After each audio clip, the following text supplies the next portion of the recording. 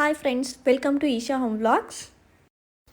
ಇನ್ನೇನು ನಮ್ಮೂರಲ್ಲಿ ಮಾರಿಕಾಂಬ ಜಾತ್ರೆ ಸ್ಟಾರ್ಟ್ ಆಗ್ತಿದೆ. ಸೊ ಎಲ್ಲರ ಮನೇಲೂ ಕ್ಲೀನಿಂಗ್ ಸ್ಟಾರ್ಟ್ ಆಗೋಗಿದೆ. ಸೊ ಕ್ಲೀನಿಂಗಿಂದ ಇವಾಗ ಅನ್ಎಕ್ಸ್ಪೆಕ್ಟೆಡ್ ಆಗಿ ಹೈದರಾಬಾದಿಂದ ನಮ್ಮ ಫ್ಯಾಮಿಲಿ ನಮಗೆ ಸರ್ಪ್ರೈಸ್ ಕೊಡಲಿಕ್ಕೆ ಬಂದಿದ್ದು. ಆ್ಯಂಡ್ ಅದ್ರ ಜೊತೆಗೆ ಗೇಟ್ ತೆಗ್ದಾಗ ಈ ದನ ಬಂದು ಏನೇನು ಕತೆ ಮಾಡಿದೆ ಅಂತ ಹೇಳ್ತೀನಿ. ಸೊ ಫುಲ್ ವಿಡಿಯೋನ ಕಂಪ್ಲೀಟಾಗಿ ನೋಡಿ.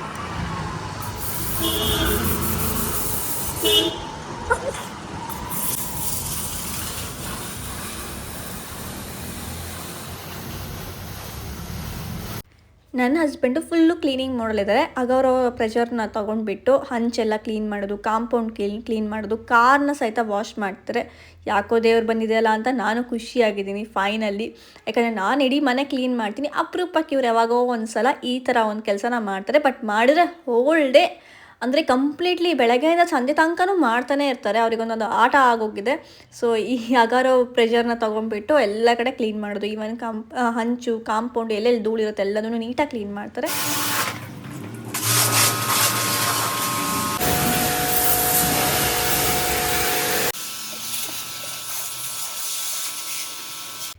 ಈ ಅಗಾರೋ ಪ್ರೆಷರ್ ವಾಶಿನಂತೂ ನೀಟಾಗಿ ಕ್ಲೀನ್ ಆಗುತ್ತೆ, ಬೇಗನೆ ಕೆಲಸ ಆಗುತ್ತೆ ಅಂತ ಹೇಳ್ಬೋದು.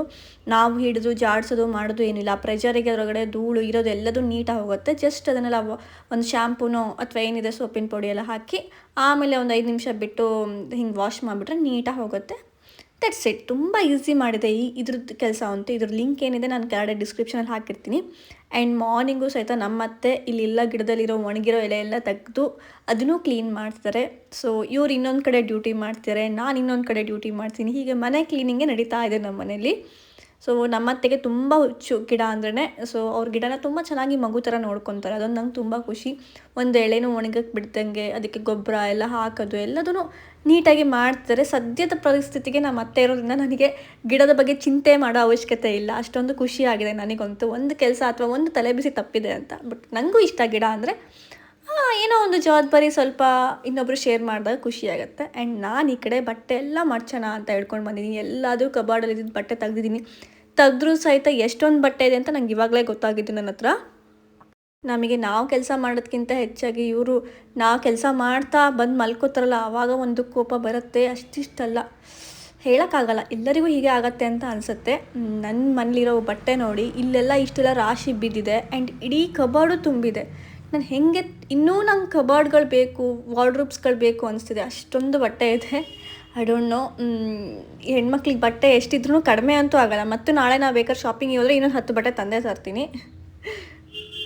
ತುಂಬ ಜನ ನಿಮ್ಮ ಸ್ಯಾರಿದ ಬಗ್ಗೆನೂ ಒಂದು ವ್ಲಾಗ್ ಮಾಡಿ ಹಾಕಿ ಅಂತ ಹೇಳಿದ್ದೀರಾ. ಕಂಪ್ಲೀಟಾಗಿ ಸಪ್ರೇಟಾಗಿ ಒಂದು ವ್ಲಾಗ್ ಮಾಡಿ ಸ್ಯಾರಿ ಹೇಗಿದೆ ಅಂತಲೂ ತೋರಿಸ್ತೀನಿ ನಾನು. ನಮಗೆ ಬಟ್ಟೆ ಎಲ್ಲ ಮಡ್ಚಿಟ್ಟು ಕಷ್ಟಪಟ್ಟು ಮನೆ ಕೆಲಸ ಮಾಡೋದು ಬೇಜಾರು ಆಗೋದೇ ಇಲ್ಲ. ಯಾವತ್ತೂ ಬೇಜಾರಾಗಲ್ಲ. ಯಾವಾಗ ಬೇಜಾರಾಗತ್ತೆ? ನಾವು ಕಷ್ಟಪಟ್ಟು ಕೆಲಸ ಮಾಡ್ತಿರ್ತೀವಿ ಮನೆ. ಇವ್ರು ಆರಾಮಾಗಿ ಮೊಬೈಲ್ ನೋಡ್ತಿರ್ತಾರಲ್ಲ ಆವಾಗ ಸ್ವಲ್ಪ ಜಾಸ್ತಿ ಬೇಜಾರಾಗತ್ತೆ. ನೋಡಿ, ನಾನು ಹೇಳ್ತಾ ಇದ್ರು ಕೇಳಿಸ್ಕೊಂತ ಇಲ್ಲ. ಆ ಥರ ಮೊಬೈಲ್ ನೋಡ್ತಿರ್ತಾರೆ.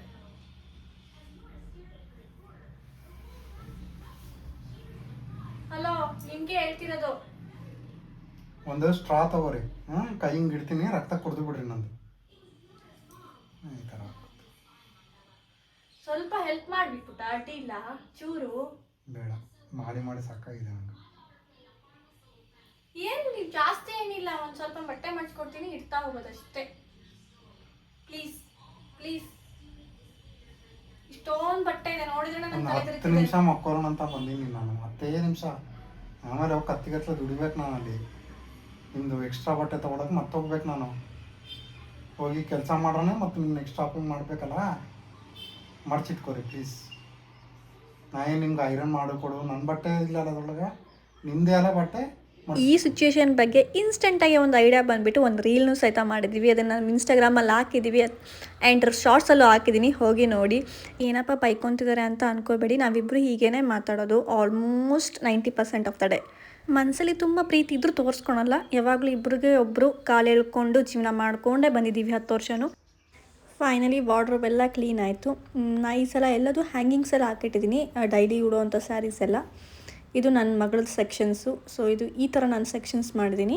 ಸೊ ಅಲ್ಲಿ ಒಂದು ಕಡೆ ಚೂಡಿದಾರ್ಸು, ಒಂದು ಕಡೆ ಲೆಹಂಗಾ, ಒಂದು ಕಡೆ ಫ್ರಾಕ್ಸು, ಇದೆಲ್ಲ ಒಳ್ಳೊಳ್ಳೆ ಫ್ರಾಕ್ಸ್ನೆಲ್ಲ ಹ್ಯಾಂಗಿಂಗ್ಸ್ ಮಾಡಿದ್ವಿ. ಆ್ಯಂಡ್ ಇಲ್ಲೂ ಸಹಿತ ನಾನೇ ಕಬ್ಜಾ ಮಾಡೀನಿ, ಕೆಳಗಡೆ ಇರೋದೆಲ್ಲ ನನ್ನದೇ ಓನ್ ವೆಸ್ಟರ್ನ್ ಬಟ್ಟೆಗಳು. ಸೊ ಕಂಪ್ಲೀಟ್ಲಾಗಿ ಇದಿಷ್ಟು ಇದೇನು ಬೆಡ್ರೂಮಲ್ಲಿದೆ ವಾರ್ಡ್ರೋಬ್ಸು ಅಷ್ಟು ನಮ್ಮ ಅಮ್ಮ ಮಗಳದೇ ಆಗಿರುತ್ತೆ. ಇನ್ನು ರೀಸೆಂಟಾಗಿ ವರ್ಕೌಟ್ ಮಾಡಬೇಕು ಅಂತ ನನ್ನ ಹಸ್ಬೆಂಡು ಈವ್ನಿಂಗ್ ಯೋಗ ಕ್ಲಾಸ್ ಸೇರ್ಕಿದ್ರೆ ಅದ್ರ ಜೊತೆ ನನ್ನ ಮಗಳು ಸಹಿತ ಸೇರಿಕೊಂಡು ಎಂಜಾಯ್ ಮಾಡ್ತಿದ್ದಾಳೆ. ಅವಳು ಯೋಗ ಮಾಡ್ತಾಳೋ ಇಲ್ಲೋ ಗೊತ್ತಿಲ್ಲ, ಅಟ್ಲೀಸ್ಟ್ ಟ್ರೈ ಮಾಡ್ತಿದ್ದಾಳೆ. ಸೊ ಇದು ನಮ್ದು ಈವ್ನಿಂಗ್ ಒಂದು ಶೆಡ್ಯೂಲ್ ಆಗಿದೆ. ಎವ್ರಿ ಈವ್ನಿಂಗ್ 6 to 7 ಅವರು ಯೋಗ ಡೇ ಮಾಡ್ತಿದ್ದಾರೆ. ಸಡನ್ನಾಗಿ ಜಸ್ಟ್ ಒನ್ ಡೇಗೇ ನಮ್ಮ ಹೈದ್ರಾಬಾದಿಂದ ಸರ್ಪ್ರೈಸ್ ಕೊಡಲಿಕ್ಕೆ ಬಂದರು ನಮ್ಮ ಮನೆಯವ್ರ ಅಣ್ಣನ ಹೆಂಡತಿ ಫ್ಯಾಮಿಲಿ ಎಲ್ಲ ಅವರಿಗೆ ಅಂತ ಬಂದಿದ್ರಂತೆ. ಸೊ ಬೆಂಗಳೂರಿಂದ ಸಾಗರ ಹತ್ತಿರ ಅಲ್ವಾ, ಸೊ ಹಾಗಾಗಿ ಇಲ್ಲೂ ಸಹಿತ ಬಂದು ವಿಸಿಟ್ ಮಾಡಿದ್ದಾರೆ. ಸೊ ನಮಗಂತೂ ತುಂಬ ಖುಷಿ ಆಯಿತು. ಒಂದಿನಕ್ಕಾದ್ರೂ ಅಡ್ಡಿಲ್ಲ, ಅಷ್ಟು ದೂರದಿಂದ ಹೈದ್ರಾಬಾದಿಂದ ಬಂದಿದ್ದಾರಲ್ಲ ಅಂತ ಹೇಳ್ಕೊಂಡು. ಸೊ ಅವರೆಲ್ಲ ವರದಳ್ಳಿಗೆ ಹೋದರು. ಇಲ್ಲಿಂದ ವರದಳ್ಳಿಗೆ ಹೋಗಿದ್ದಾರೆ ಅಂದರೆ ನಾನು ಒಬ್ಬಳೇ ಇದ್ದೆ ಮನೇಲಿ. ನೋಡಿದ್ರೆ ಗೇಟ್ ಬಾಗಿಲು ಓಪನ್ ಆಗಿದೆ. ಈ ದನ ಬಂದುಬಿಟ್ಟಿದೆ ಫುಲ್ಲು. ಇದು ಒಂದು ದನ ಅಷ್ಟೇ ವೇಟ್. ಇಲ್ಲಿ ಈ ಕಡೆ ಇನ್ನೊಂದು ಇಲ್ಲೇ ನಮ್ಮ ಮನೆ ಬಾಗಿಲು ಹತ್ರನೇ ಒಂದು ದನ ಇದೆ, ತೋರಿಸ್ತೀನಿ ನೋಡಿದ್ರಿ. ಇಲ್ಲೊಂದು ದನ ಆಲ್ರೆಡಿ ನಮ್ಮ ಮನೆ ಡೋರಿಗೆ ಬಂದು ಹೊರಗಡೆ ಇಣ್ಕ್ಲಿಕ್ಕೆ ಟ್ರೈ ಮಾಡ್ತಿದ್ದೆ. ಸೊ ನನಗೇನೋ ಸೌಂಡ್ ಬಂತಲ್ಲ ಅಂತ ಕಿಟಕಿಯಲ್ಲಿ ಇಣ್ಕ್ದಾಗ ಗೊತ್ತಾಯಿತು 2 ದನ ಬಂದುಬಿಟ್ಟಿದೆ, ಗೇಟ್ ಬಾಗಿಲು ಓಪನ್ ಆಗಿದೆ ಅಂತ. ಸೊ ಈ ದನ ಮಾತ್ರ ಗೇಟ್ ಬಾಗಿಲು ಓಪನ್ ಆಗೋದೇ ಕಾಯುತ್ತೆ 100%. ಜಸ್ಟು ಏನು ಗಿಡ ಎಲ್ಲ ತಿನ್ನಲ್ಲ, ಅದು ಜಸ್ಟ್ ನಮ್ಮ ಮನೆ ಒಳಗಡೆ ಎಂಟ್ರಿ ಕೊಡಬೇಕಷ್ಟೆ. ಮನೆ ಒಳಗಡೆ ಬಂದುಬಿಟ್ಟು ದೇವ್ರ ಮನೆ ಒಳಗಡೆ ಹೋಗಬೇಕು. ಇದು ಅದರದ್ದು ಕಾಯಮ್ಮಾಗಿರೋ ಅಂತ ಬರೋ ದನ ಅದು. ಸೊ ನೋಡಿ, ಹೋಗು ಅಂದರೂ ಹೋಗ್ತಿಲ್ಲ, ನನಗೆ ಜಾಡಿಸ್ತಾ ಇದೆ. ಹೋಗು ಅಂತ ಹೇಳ್ತಾ ಇದ್ದೀನಿ ನಾನು. ಇದು ಮಂಡು ದನ, ಇದು ಓಳ ಎಲ್ಲಿದೆಯೋ ನಡಿಯೇ.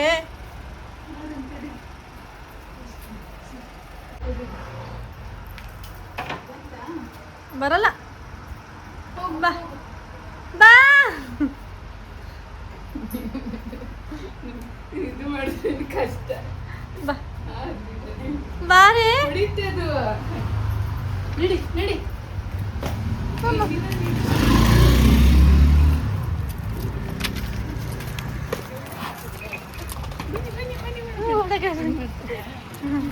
ಹಬ್ಬ ಒಂದು ಕಡೆ ದನ ಓಡಿಸಿದ್ದು ಒಂದು ಕಡೆ ಆದರೆ ಇನ್ನೊಂದು ಕಡೆ ಮಕ್ಕಳನ್ನ ಆಟಾಡಕ್ಕೆ ಬಿಟ್ಬಿಟ್ಟು ಹೋಗಿದ್ರು ಎಲ್ಲ ವರದಳ್ಳಿಗೆ. ಸೊ ಇವರಿಬ್ಬರು ನೋಡಿ ಇಲ್ಲಿ ಫುಲ್ಲು ಮರಳಲ್ಲಿ ನೀರಲ್ಲಿ ಆಟ ಆಡಿಕೊಂಡು ನಡ್ಕೊತ ನಿಂತ್ಕೊಂಡಿದ್ದಾರೆ. ಸಾಕಾಗಿದೆ ಅವರಿಗೆ, ಫುಲ್ಲು ನಡುಗೆ ಬಂದುಬಿಟ್ಟಿದೆ ನೀರಲ್ಲಿ ಮತ್ತು ಮರಳಲ್ಲಿ ಆಟಾಡಿ.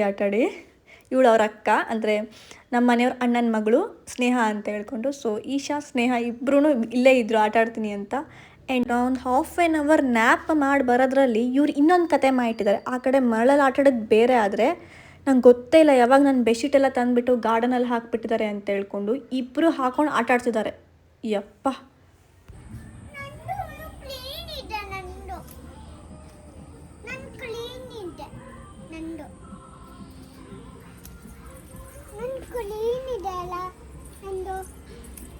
ಅಲ್ಲ ಅಮ್ಮ, ಬೆಡ್ಶೀಟ್ ತಂದು ಹಿಂಗೆ ಹಾಕೊಂಡ್ರೆ ಹೆಂಗೆ? ರಾತ್ರಿ ನೀ ಹೆಂಗೆ ಮಕ್ಕೋತಿ?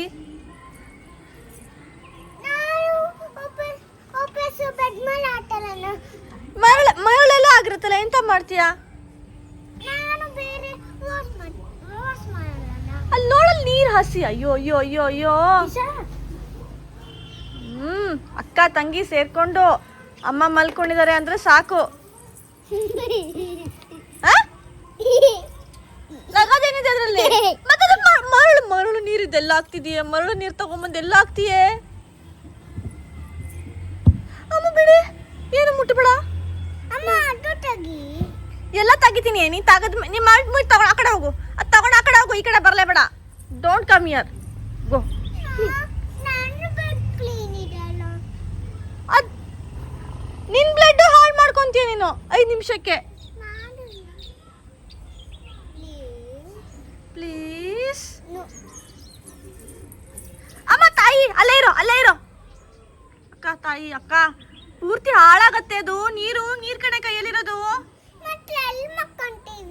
ಮಕ್ಕೋತೀವಿ. ನೀವು ಆ ಕಡೆ ಇರು, ತಗೊಂಡು ಆ ಕಡೆ ಇಡು. ನೀವು ಬೆಡ್ ಮಾಡಿದ್ರಿ, ಗಾರ್ಡನಲ್ಲಿ ಬೆಡ್ ಮಾಡೋದಲ್ಲ, ಬೆಡ್ರೂಮಲ್ಲಿ ಬೆಡ್ ಇರುತ್ತೆ ಚಿನ್ನ. ಅಕ್ಕ ಅವನು ಗೊತ್ತಿಲ್ಲದೆ ಮಡ್ಚಿಡ್ತಾವಳು ಅಲ್ಲ, ಹಂಗೆ ಕೊಡಬೇಕು ಚಿನ್ನ, ಅದನ್ನ ಕೊಡಬೇಕು. ಪ್ಲೀಸ್ ಈಶಾ. ನಾಯಿಗೆ ಹೊರಡೆ ಬಿಟ್ಟು ಹೋಗಿದ್ದೆ, ಆರಾಮಾಗಿ ನೋಡ್ಕೊ ಇವ್ರನ್ನ ಅಂತ. ಇವ್ರು ಆರಾಮಾಗಿ ಇದೊಂದು ಕಡೆ ಮೂಲೆಯಲ್ಲಿ ಸೇರ್ಕೊಂಡು ಮಲ್ಕೊಂಡಿದ್ದೆ. ಇವ್ರು ಇಲ್ಲಿ ಬೆಡ್ಶೀಟ್ ಎಲ್ಲ ತಂದುಬಿಟ್ಟು ಗಾರ್ಡನಲ್ಲಿ ಹಾಕಿ ಕಿತಾಪತಿ ಮಾಡಿದ್ದಾರೆ. ಸ್ವಲ್ಪ ಆದರೂ ಹೇಳಬೇಕಲ್ಲ, ನಾಯಿ ಆದ್ರೂ ಹಿಂಗೆ ಮಾಡಬೇಡಿ ಅಮ್ಮ ಬಂದು ಬೈತಾಳೆ ಅಂತ. ಇಲ್ಲ, ಅದು ಆರಾಮಾಗಿ ಆ ಕಡೆ ಮಲ್ಕೊಂಡಿದ್ದೆ. ಇವ್ರು ಆರಾಮಾಗಿ ಇಲ್ಲಿ ಗಾರ್ಡನಲ್ಲಿ ಬೆಡ್ಶೀಟು, ಬೆಡ್ಡು, ತಲೆದಿಂಬು ಎಲ್ಲ ತೊಗೊಂಡು ಆಟಾಡಿದ್ದಾರೆ. ಯಪ್ಪ, ಇದ್ರ ಜೀವನನೇ ಬೇರೆ. ನಾ ಇಷ್ಟೆಲ್ಲ ಬೈತಾ ಇದ್ರು ಆರಾಮಾಗಿ ಮಕ್ಕೊಂಡಿದ್ದೆ. ಸೊ ಇವರೆಲ್ಲರೂ ವರದಳ್ಳಿಗೆ ಹೋಗಿಬಿಟ್ಟು ಊಟ ಎಲ್ಲ ಮಾಡಿಕೊಂಡು ಮನೆಗೆ ಬಂದರು. ಇವರೆಲ್ಲರೂ ನಮ್ಮ ಹೈದ್ರಾಬಾದ್ ಫ್ಯಾಮಿಲಿ, ಅಂದರೆ ನಮ್ಮ ಮನೆಯವ್ರ ಅಣ್ಣ, ಅಣ್ಣನ ಹೆಂಡತಿ, ಅವರಮ್ಮ ಆ್ಯಂಡ್ ನಮ್ಮ ಅತ್ತೆಯವರ ಅಣ್ಣನ ಹೆಂಡತಿ, ಅತ್ತಿಗೆ ಆಗಿರ್ಬೋದು. ಸೊ ಎಲ್ಲರೂ ಬಂದಿದ್ದಾರೆ. ನಾನು ಮತ್ತು ನನ್ನ ಸಿಸ್ಟರ್ ರಜನಿ ಅವರು ಒಂದು ಪೇಟೆಗೆ ಒಂದು ರೌಂಡ್ ಹೋಗ್ತಿದ್ದೀವಿ. ಅವ್ರಿಗೆ ಇಲ್ಲಿ ಮಸಾಲ ಐಟಮ್ ಎಲ್ಲ ತುಂಬ ಚೆನ್ನಾಗಿ ಸಿಗುತ್ತೆ ಅಂತ ಹೇಳ್ಕೊಂಡು ಹೋಗಿ ತೊಗೊಬಂದ್ವಿ. ಸೊ ಎಲ್ಲರೂ ಇವಾಗ ಸುಬ್ರಹ್ಮಣ್ಯಗೆ ಹೋಗಲಿಕ್ಕೆ ರೆಡಿ ಆಗಿದ್ದಾರೆ ರಾತ್ರಿ. ಸೊ ಅವ್ರು ಆ್ಯಕ್ಚುಲಿ ಸುಬ್ರಹ್ಮಣ್ಯ ಹೋಗೋ ಪ್ಲ್ಯಾನ್ ಇತ್ತು, ಹಾಗಾಗಿ ಬೆಂಗಳೂರು ಕಡೆ ಬಂದಿದ್ದರು ಹೈದ್ರಾಬಾದಿಂದ. ಸೊ ಮಿಡಲಲ್ಲಿ ಸಾಗರಕ್ಕೂ ಬಂದು ವಿಸಿಟ್ ಮಾಡಿದರು. ಇವಾಗ ನೋಡ್ಬೇಕು, ಇವಾಗ ಕಾಲು ಹ್ಯಾಂಡ್ ಹಿಡ್ಕೊಂಡು ಕೂತಾನೆ ನೋಡಿ. ಭಾಳ ಅನ್ಕಂಫರ್ಟಬಲ್ ಇರ್ತದೆ. ಹೌದು,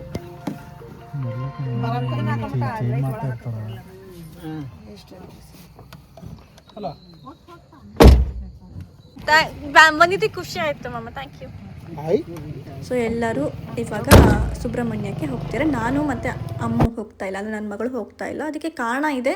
ಆ ರೀಸನ್ನ ನಾನು ಮತ್ತೊಂದು ವ್ಲಾಗಲ್ಲಿ ಹೇಳ್ತೀನಿ. ಯಾಕಂದರೆ ನಾವು ಇತ್ತೀಚೆಗೆ ಯಾವ ಟೆಂಪಲಿಗೆ ಹೋಗ್ತಿಲ್ಲ, ನನ್ನ ಮಗಳನ್ನ ಕರ್ಕೊಂಡು. ಯಾಕಂದರೆ ಅವಳು ಟೆಂಪಲಿಗೆ ಹೋದರೆ ಆ ಗಂಟೆ ಎಲ್ಲ ಸೌಂಡ್ ಕೇಳಿದ್ರೆ ಅಥವಾ ಗಂಟೆ ತೂಗಾಡ್ತಿರೋದು ನೋಡಿದ್ರೆ ಅಳ್ತಾಳೆ. ಹಾಗಾಗಿ ನಾನು ಸ್ಕಿಪ್ ಮಾಡಿದೆ. ಸೊ ಇವರೆಲ್ಲರೂ ಸುಬ್ರಹ್ಮಣ್ಯಕ್ಕೆ ಹೊರಡ್ತಿದ್ದಾರೆ.